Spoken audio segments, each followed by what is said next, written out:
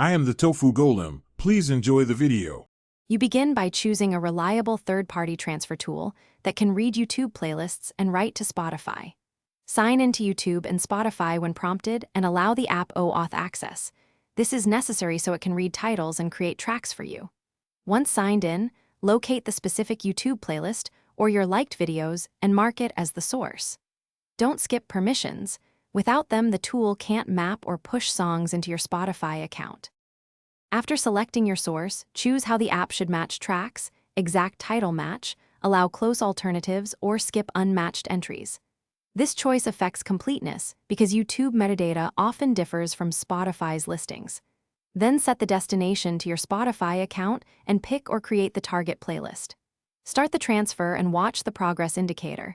Many tools show % complete and list failed items. If many tracks fail, pause and adjust. When the transfer finishes, open the Spotify playlist and scan for missing or incorrectly matched tracks.